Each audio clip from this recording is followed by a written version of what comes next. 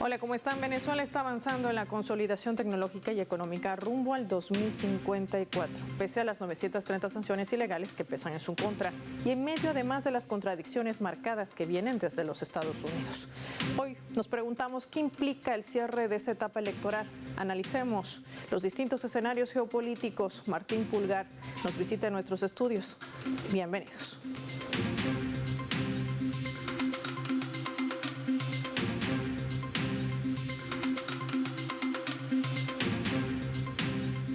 Despleguemos nuestro mapa y revisemos datos claves para poder entender un poco este panorama. Venezuela, postelectoral, avanza en su desarrollo. Vamos a identificar esta nación suramericana con los colores de su bandera y las 8 estrellas. Hay que reseñar una última encuesta lanzada a través de Interlaces y medios locales en Venezuela, un país además petrolero. Se divulga esta encuesta nacional por muestreo que ha tomado en cuenta género, edad, nivel socioeconómico y escolar, que arroja los siguientes datos. Dice que el 72% de los venezolanos piensan que hay que cerrar la etapa electoral y ponerse a trabajar en unidad para sacar adelante al país. La encuesta realizada en el mes de septiembre de este 2024 reafirma la preferencia por el presidente Nicolás Maduro para que tome medidas efectivas y resuelva los problemas económicos de esta nación. Ante la opción de tener un gobierno de oposición, este estudio se realizó con 1.200 entrevistas en todo el territorio nacional y señala que el 83% de los venezolanos tiene esperanza de que la situación mejore con el presidente Nicolás Maduro. Además, la encuesta dice que el 60% de los consultados opinan que en los comicios del 28 de julio el presidente Nicolás Maduro fue reelecto por mayoría, una cifra que contradice la narrativa de fraude que ha querido instaurar sectores de la extrema derecha y las políticas injerencistas y colonizadoras de algunos países en el extranjero. ¿Qué implica todo esto? Lo vemos reseñado también en nuestro mapa. Ahí lo tienen. Con miras de avanzar en algunos desarrollos legislativos y en algunas necesidades de atender el espíritu de los nuevos tiempos políticos y sociales de la República Bolivariana de Venezuela, se ha realizado ya un debate con movimientos sociales y partidos políticos del país. Así lo declaraba el propio presidente de la Asamblea Nacional, Jorge Rodríguez. Esto fue el 1 de octubre, donde más de 30 organizaciones políticas participaron de los comicios presidenciales y también se dieron cita a esta convocatoria. Ahí vemos la fotografía del encuentro. Estamos hablando de la Ley Orgánica de Procesos Electorales, la Ley Orgánica de Partidos Políticos, el Reglamento de Referéndum, la sentencia de la Sala Electoral del Tribunal Supremo de Justicia y de la Sala Constitucional. Como parte de esa jornada también se crearon 3 comisiones de trabajo. Una que va a revisar la Constitución de la República Bolivariana de Venezuela, la graficamos en nuestro mapa, la tienen allí en su carátula, y en relación a la conveniencia de este artículo, que es el 130, con los elementos electorales. ¿Pero qué dice el 130? El 130 dice que los venezolanos y las venezolanas tienen el deber de honrar y defender a la patria, sus símbolos y valores culturales, resguardar y proteger la soberanía, la nacionalidad, la integridad territorial, la autodeterminación y los intereses de la nación. Otra comisión técnica y de reglamentos va a evaluar la revisión del funcionamiento de los partidos políticos y los grupos electorales en Venezuela. La tercera comisión está prevista para trabajar la reforma a las conformaciones de lo que serán las nuevas leyes. ¿Qué implica todo esto? Vamos a analizarlo con nuestro invitado.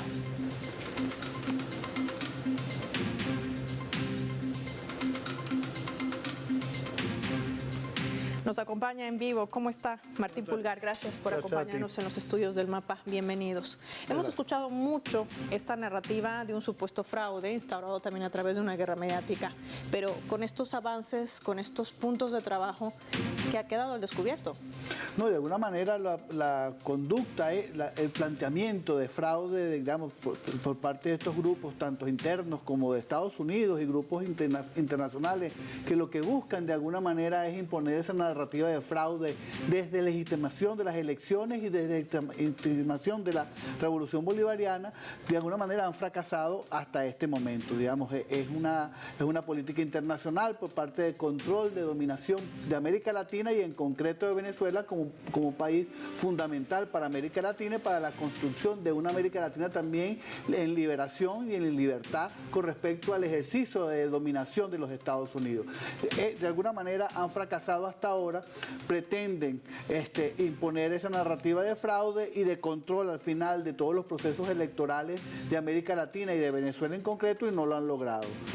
Estas reuniones que tú describías para hablar sobre el cuerpo jurídico venezolano, digamos, no es más que una modernización, una actualización de todo lo que significa este paquete electoral, este paquete de leyes electorales, para adecuarlo a los nuevos tiempos, y también en función de poder enfrentar otro ataque como ha sido visualizado en las últimas elecciones por parte de estos grupos extremistas y estos grupos externos a Venezuela que pretenden descalificar un sistema electoral y una estructura jurídica electoral de primer orden y de primer nivel, que es muchísimo más avanzado en este momento, inclusive, de que cualquier país de América Latina. Ahora, no ha funcionado la estrategia de una desestabilización en el país ni de romper el hilo constitucional, es decir, derrocar al gobierno electo a través de las urnas a la cabeza del presidente Nicolás Maduro. ¿Qué escenario se avisora para una extrema derecha que tendría que recurrir tan solo a qué? ¿A una guerra mediática? ¿O hay todavía escenarios y banderas rojas de alerta? Sí, de alguna manera ellos han fracasado hasta ahora y proyectan prácticamente porque no hay legitimidad en sus acciones. El pueblo venezolano estaba en paz y no sigue, ni siquiera los sectores inclusive que adversan a la revolución bolivariana o están a favor de un cambio político en Venezuela, están de acuerdo con el sistema de violencia que pretendieron imponer esta oposición radical.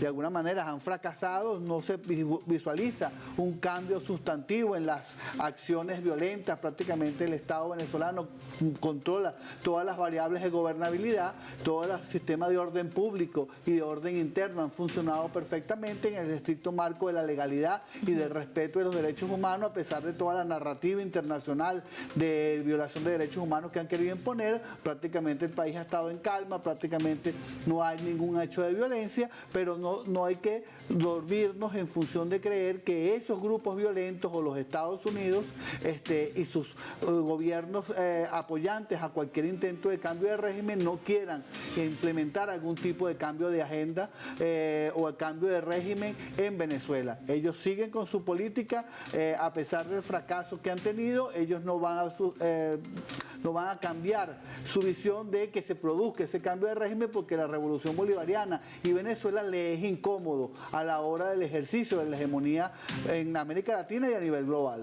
Esto nos ayuda a poder colocar sobre la mesa también el peso real que tiene Venezuela, no solamente en nuestra región latinoamericana, estamos hablando de América Latina y el Caribe, sino también en su composición geoestratégica y geoeconómica. Recientemente, en las últimas semanas, veíamos movimiento en ese intento también de aislar a Venezuela del mapa internacional. La visita del secretario general de la OPEP no es un hecho menor, tomando en cuenta que además Venezuela es un país no solamente miembro, sino fundador de esta organización. Y el petróleo, que sigue siendo uno de los temas que sigue moviendo la economía en el planeta.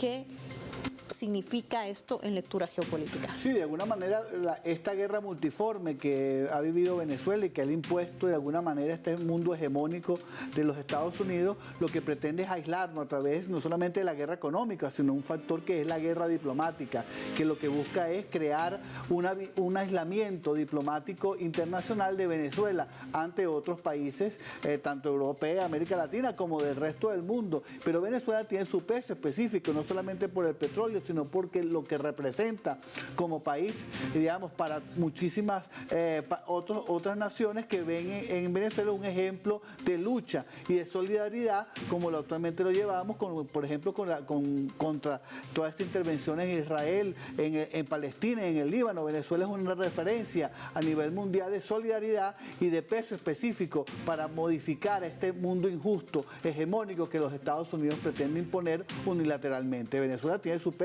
Entramos ahora en una negociación y un perfil de los BRICS y de nuevos organismos multilaterales donde Venezuela tiene mucho que decir. Veamos cómo se avanza en ese proceso, y Venezuela no está aislada ni estará aislada del escenario internacional. Martín, le propongo hacer una pausa muy breve. Cuando regresemos me gustaría profundizar también lo que está mirando Venezuela de aquí al 2054. Se habla de una estrategia. ¿Qué implica esta estrategia? Lo vamos a ver al regreso.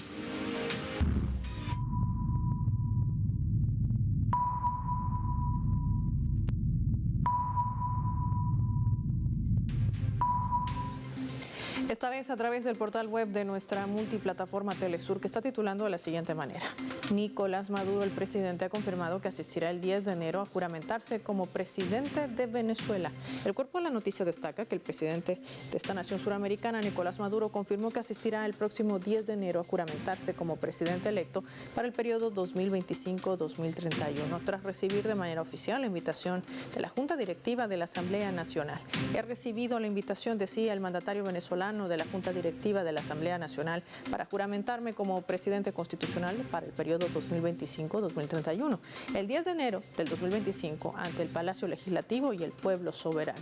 Sostuvo así durante el acto de transmisión de mando de los componentes de la Fuerza Armada Nacional Bolivariana, por sus siglas, la FAM, celebrado en el cuartel de la Montaña en Caracas, la capital. Confirmó también de manera pública que había recibido esta carta para el cumplimiento de la juramentación de acuerdo a la Constitución, ante quien se juramenta el candidato vencedor, dijo, una vez más promulgado así por el poder electoral.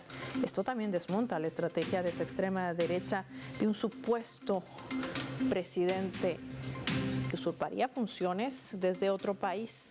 Todo esto representa parte de la estrategia y la narrativa impuesta por Occidente, algo que supera, por supuesto, la realidad, lo que acontece en esta nación suramericana, donde el presidente decía, una vez más, ha ganado la verdad. Ya volvemos.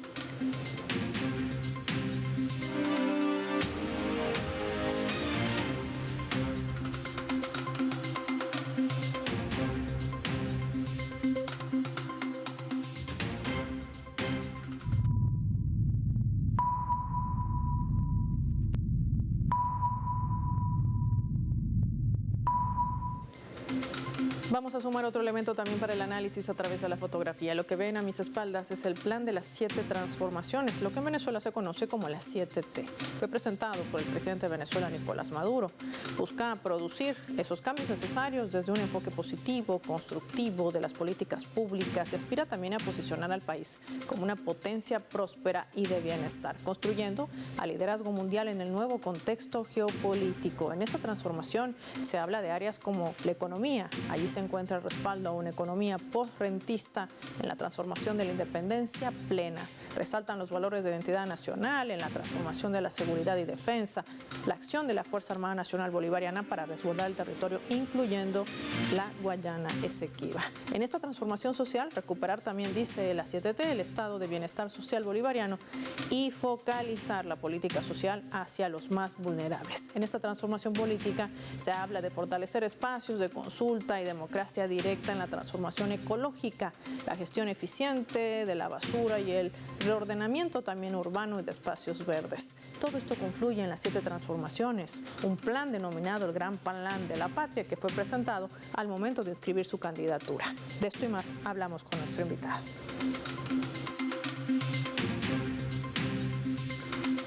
Martín, pero esto no se queda aquí. El presidente anunciaba que esto va a extenderse, a ampliarse de la mano de la tecnología y ha marcado una fecha importante, 2024-2054.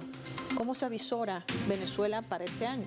Sí, de alguna manera seguimos profundizando el tema del Plan de la Patria, ya, digamos, ejecutado buena parte de ello, a pesar de las sanciones, digamos, que proyectaba a Venezuela como un país potencia y que defendía la soberanía del país. Estas 7 transformaciones profundiza el proceso de revolución bolivariana hacia elementos, digamos, más relevantes, como son una transformación económica profunda, la profundización, inclusive, pero no la redundancia, de la democracia directa, que es parte fundamental del proyecto revolucionario en Venezuela, que el pueblo participe activamente, y algunos elementos que han sido susceptiblemente atacados a partir de todas estas acciones contra Venezuela, de guerra económica y de guerra multiforme que hemos vivido, como son los servicios públicos.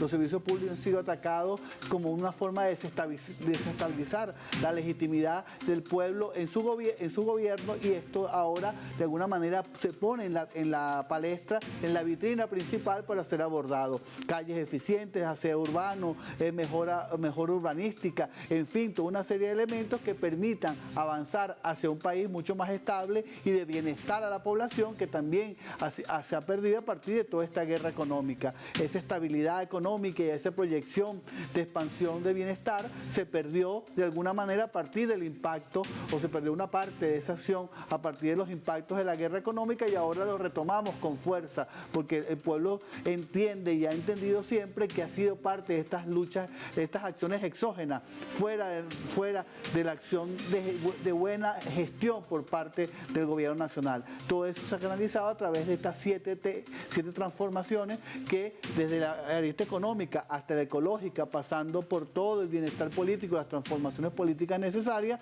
y profundizando la revolución, ahora se deben ejecutar. A través del gobierno tecnológico también, a través de una inyección importante de recursos y de comprensión de que la tecnología es el motor fundamental de la economía de este siglo y de los espacios que vienen. Y Venezuela ha decidido abordar el tema de la tecnología como un proceso de transformación importante. Es el motor económico de un futuro próximo ya viviendo. Muchos se preguntarán cómo Venezuela ha logrado sortear estas mal llamadas sanciones. El presidente lo ha calificado una y otra vez como un genocidio económico. Tiene un crecimiento importante en este último trimestre del 2024 y se avisora que sea uno de los países que más crezca para esta gestión, y no es algo que menciono yo o Telesur, lo dice inclusive la propia CEPAL y hasta el Fondo Monetario Internacional. ¿Cómo ha logrado revertir estas imposiciones económicas? Y creo que uno de los factores que usted mencionaba era la articulación del pueblo. Esto tiene que ver con esa labor de trabajo que forma parte de una estructura, por ejemplo, de debate, como se conoce en Venezuela a través de las comunas. Sí, seguro que hay muchísimos factores por el cual hemos aprendido, porque fundamentalmente también hemos aprendido cómo es que estas sanciones se articulaban contra Venezuela y saber cómo vencerla en forma particular y en forma global. Por supuesto que no es que la han levantado como algunos han planteado, siguen estando vigentes y siguen aplicándose cada vez que se puede algún tipo de sanciones contra personalidades o contra instituciones. Solo que también en una variable interna, la participación del pueblo a través de procesos productivos como la comuna, la sabiduría popular de entender cómo enfrentar ellos en forma individual y colectivo como pueblo estas sanciones a través de procesos productivos focalizados, comunales, etcétera. Y también las unidades productivas venezolanas también han comprendido, las empresas y grandes empresas, tanto públicas como privadas, adecuarse también a este proceso de sanciones para brincarlas y poder vencerlas. También ahora viene el proceso de adecuarlas a un proceso tecnológico, y el escenario internacional también ha ayudado porque ha cambiado, digamos, la pérdida de poder relativo de la hegemonía norteamericana. Las sanciones prácticamente han sido de alguna manera destruidas, o por lo menos bastante golpeadas a partir del surgimiento de estos nuevos polos de desarrollo.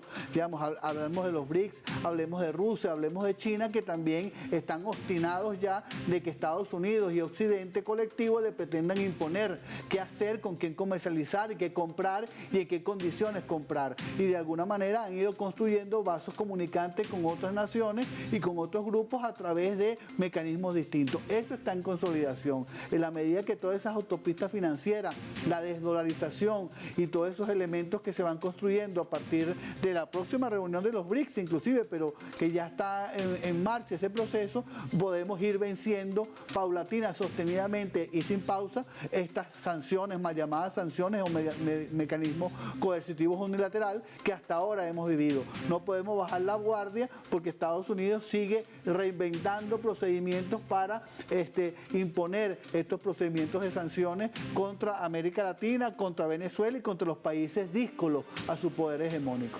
Y resulta interesante cómo Estados Unidos, quien impone estas medidas unilaterales, es el mismo que ha articulado de alguna manera, por decirlo así, Martín, el hecho de que estos países puedan llevar adelante procedimientos distintos, creando un nuevo sistema de intercambio comercial sin el dólar y sin el euro.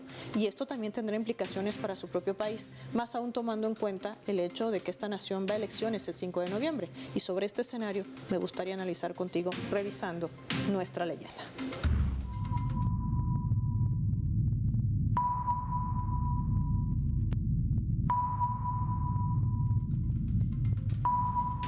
Estas declaraciones fueron vertidas por Francisco Palmieri, el que ven en sus pantallas. Es el jefe de la misión de Estados Unidos para Venezuela.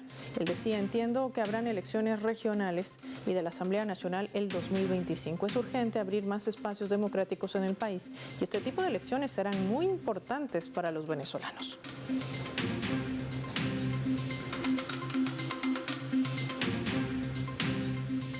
El día de ayer escuchábamos una vez más la injerencia del secretario de Estado de los Estados Unidos, Antony Blinken, quien también tuvo una respuesta oficial por parte del gobierno venezolano.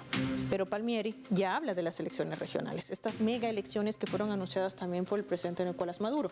¿Hay una contradicción dentro de la política, Martín, estadounidense? ¿Qué es lo que está pasando? Sí, seguro hay una contradicción, pero también estamos viendo quién gobierna Estados Unidos. En este momento Biden es un gobierno de retirada, porque el que triunfe, cualquiera de los dos candidatos con opciones en las elecciones de Estados Unidos son de alguna manera nuevas, por supuesto. Hay una demócrata, la candidata demócrata, digamos, uno podría percibir que es una continuación de Biden, algo que no necesariamente va a ser así. Y Trump va a ser otra política que en algunos elementos también son una continuación de la política hegemónica de los Estados Unidos. En fin, estos dos candidatos tienen un perfil propio que no tiene nada que ver con Biden. Entonces, ¿quién gobierna los Estados Unidos en primer lugar? Luego hay visiones en contradicción dentro de los Estados Unidos en qué hacer con Venezuela, y de alguna manera se ha sido útil todo este tipo de sanciones y todas estas confrontaciones con Venezuela para las unidades productivas, inclusive para la economía norteamericana, fundamentalmente del sur de los Estados Unidos, muy vinculada petroleramente y de productividad con Venezuela durante muchísimos años, prácticamente todo el siglo XX. Ellos se preguntan para qué ha servido, y luego también saben quién ganó las elecciones realmente, que ganó Nicolás Maduro, sabe que el país está en paz, está tranquilo, y que no necesariamente implicaba una confrontación abierta con Venezuela para tener unas buenas relaciones armónicas. Venezuela lo que pide es soberanía, digamos, ser un país autónomo de soberanía, que no nos van a imponer ningún criterio de los Estados Unidos, y podemos llegar a cualquier acuerdo comercial o cualquier acuerdo político dentro del plano de la igualdad en las relaciones internacionales. Estados Unidos no acepta eso porque aspira a un proceso hegemónico en América Latina y no acepta a países como Venezuela que digan: no estoy de acuerdo en una subordinación, no estoy de acuerdo en ser un perrito faldero de tu política o de tu acción. Y Venezuela no es una tierra baldía donde Estados Unidos puede ejercer cualquier tipo de acción.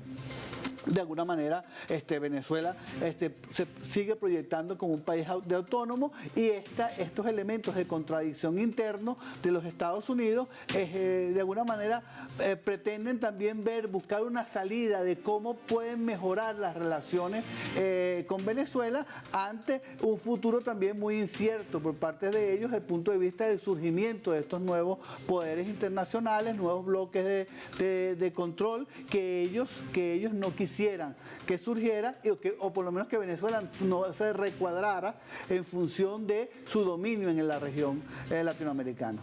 Ahora, en el marco de todas estas disputas globales que atraviesa el planeta, Oriente Medio es un foco, el este de Europa es otro foco, América Latina no deja de ser un foco de mira, de ambición de Estados Unidos para recolonizar con la implementación de distintas estrategias.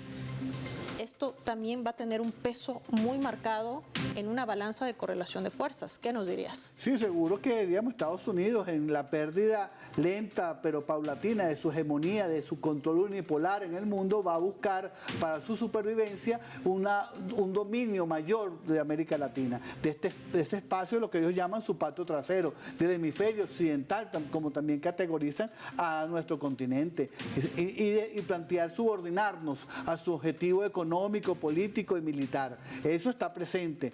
Ese es su objetivo en función de poder inclusive competir con nuestros nuevos bloques de poder, como puede ser China, como puede ser Rusia, o los que están surgiendo en el lejano oriente, como la ASEAN, o la India, por ejemplo, o los BRICS en términos globales. Estados Unidos necesita de alguna manera América Latina para mantener esa competencia victoriosa, por lo menos de liderazgo entre iguales quizás, pero pero con mayor liderazgo en el escenario internacional. ¿Qué toca el librar? Bueno, comprender que no somos subordinados a los Estados Unidos y que de alguna manera Venezuela ha decidido también construir un relacionamiento con estos nuevos polos de poder. En el caso de Rusia, en el caso de China, en el caso de los BRICS, en el caso de la India, han sido importantes aliados económicos, inclusive socios comerciales, que se puede profundizar y que se van a profundizar a partir del año que viene, inclusive con estas propuestas de la 7T que hemos hablado antes. La última pregunta, ¿qué tan fácil le va a ser a Estados Unidos retrotraernos al siglo pasado? Fácil no será, pero no quiere decir que no lo van a intentar. Van a intentar hacer un esfuerzo, inclusive hasta su peor cara, el imperialismo de su peor cara. No podemos olvidar el ejercicio que está sucediendo en este momento en el Medio Oriente con Israel y con Líbano y con los palestinos, el uso de la violencia extrema en función de imponer un tipo de dominación, y no podemos negar que Estados Unidos es capaz de tener todas las opciones sobre la mesa, inclusive el elemento de su peor cara imperialista, como puede ser el garrote en el ejercicio militar o en el ejercicio sutil de la desestabilización a través de fuerzas militares, como han sido las guarimbas, por ejemplo, o han sido focos convocados como estos enjambres de violencia que alguien ha planteado como una forma de escenario de confrontación y de conflicto. No podemos olvidar esos elementos. Está el fortalecimiento de las Fuerzas Armadas, el fortalecimiento de la conciencia del pueblo venezolano en función de enfrentar estos escenarios de violencia sutil o violencia explícita que podrían implementar los Estados Unidos para recolonizarnos y reposicionarse hegemónicamente en el continente y en Venezuela en particular. Queda claro que la palabra resistencia es más allá de un significado simple, sino también del impulso que esto significa y la connotación que marca, porque las condiciones están claras, que no son las mismas que en el siglo pasado. Gracias, Martín, por su tiempo, por su análisis y por habernos acompañado hoy en El Mapa. Soy Paola Pérez y será hasta una próxima edición.